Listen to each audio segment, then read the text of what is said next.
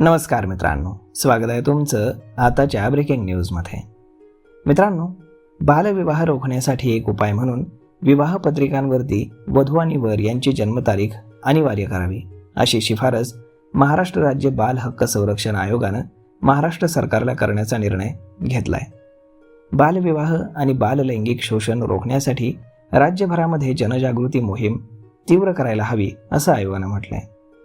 बालविवाह रोखण्यासाठी विवाह पत्रिकांवरती वधू आणि वर यांची जन्मतारीख अनिवार्य करावी अशी शिफारस महाराष्ट्र राज्य बाल हक्क संरक्षण आयोगानं राज्य सरकारला केलेली आहे.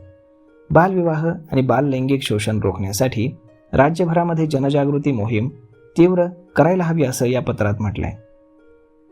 राजस्थानच्या उदाहरणाचं अनुकरण करून विवाह पत्रिकांवरती वधू आणि वर यांची जन्मतारीख अनिवार्य करावी अशी शिफारस करण्याची आयोगानं निर्णय घेतलाय.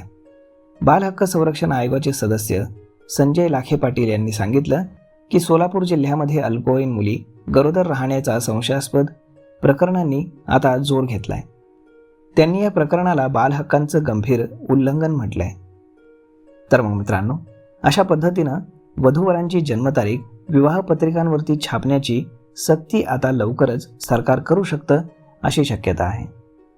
तर मग मित्रांनो, यावरती आपलं मत काय हे तुम्ही आम्हाला कमेंट करून नक्कीच सांगा. आणि जर हा व्हिडिओ तुम्हाला आवडला असेल तर आपल्या जवळच्या मित्रमंडळींसोबत देखील हा व्हिडिओ तुम्ही शेअर करायला विसरू नका. धन्यवाद.